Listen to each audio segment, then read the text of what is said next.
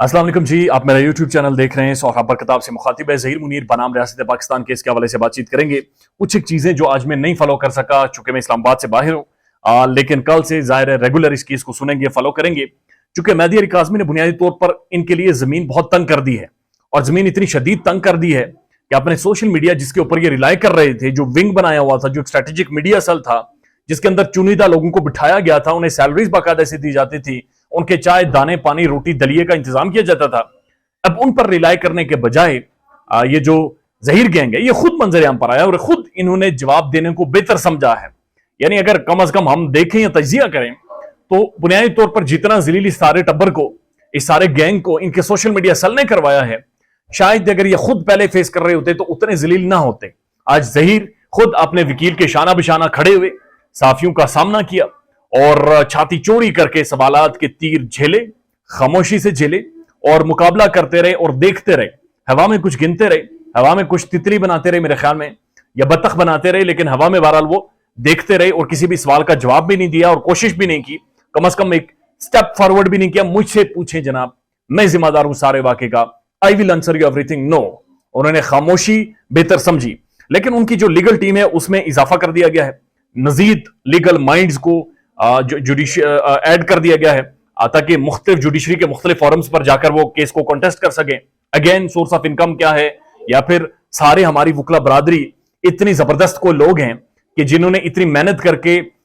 वकालत की डिग्रियां ली हैं, उसके बाद इन्होंने एजुकेशन की है, उसके बाद बैनुल अक़वामी तौर पर कोर्सेज जाकर किए होंगे, जाहिर है इन्होंने अपने कैरियर्स परस्यू किए हैं।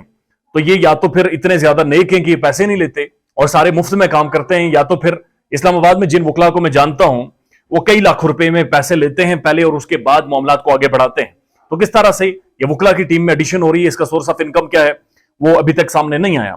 उसके बाद एक और चीज बड़ी इंपॉर्टेंट हुई, ज़हीर के वकील साहब बड़ी इंपॉर्टेंट उन्होंने बात की। उन्होंने कहा जी निकाह अगर रजिस्टर्ड नहीं हुआ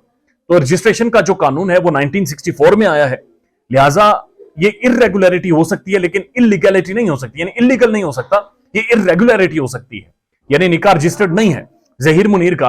और जो मेहदी काज़मी की बेटी के साथ, जिसके साथ जबरदस्ती निकाह किया गया, और रजिस्टर्ड नहीं है। तो बुनियादी तौर पर अगर आप एक प्लान रीडिंग करें, या कम से कम मैंने जो आधा घंटा इसके ऊपर रिसर्च किया, मुख्तलिफ लॉ फॉरम्स को जाकर पढ़ा है और मुख्तलिफ जजमेंट्स को पढ़ा है, तो बाज़ नजर में इनकी अगर प्लान स्टेटमेंट को देखें तो सेंस तो बन रहा है। ये कोई इलीगैलिटी नहीं है बल्कि इर्रेगुलरिटीज कम से कम मेरी दानिश में आई है। लेकिन बहरहाल और भी कुछ वकला या लीगल माइंड्स हैं, जो पढ़े लिखे लोग हैं, वो इसका खुलासा करेंगे आने वाले टाइम में, मुझे यकीन है।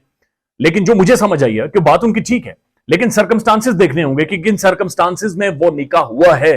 यहां पर किडनैपिंग हुई है, यहां पर कमसिन बच्ची के साथ निकाह किया गया है। लेकिन उसके बाद जब वहां पर मौजूद नजम ज़ाहरा ने उनसे काउंटर क्वेश्चन किया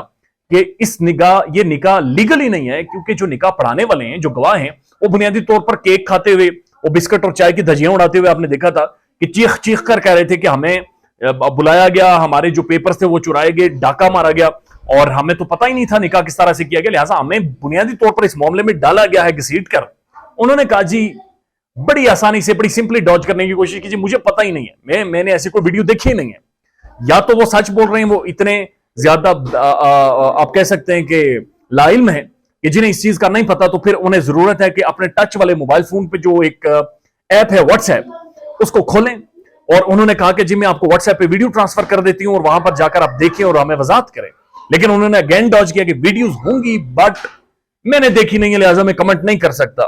बट दैट आल्सो शोज के निकाह में भी कुछ जोल है और बड़ा सीरियस जोल है, जो कि आने वाले टाइम में प्रोबिन होगा। जिब्रान नासिर साहब ने कहा कि यहां मामलात को छुपाकर चलाने की कोशिश की जा रही है, और यहां पर आज भी कोर्ट ने कहा कि ये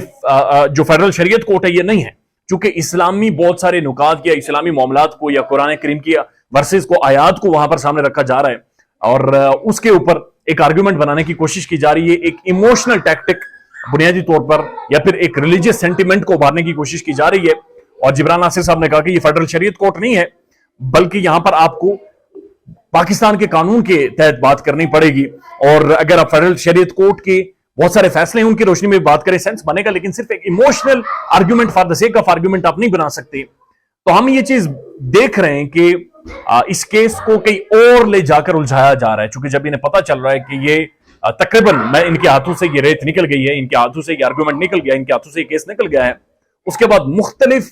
ہیلے بہانوں سے صرف انگیج رہنے کی بنیادی طور پر اس پر کوشش کی جا رہی ہے، لیکن اس کا مزید خلاصہ آپ کے ساتھ کریں گے کل انشاءاللہ، جب سارے پروسیڈنگز کو ایک بار پھر سے دیکھیں گے، سمجھیں گے، اور پھر مزید ڈیٹیلز میں آپ سے بات کریں گے۔ خیال رکھیے گا اپنا، اللہ حافظ۔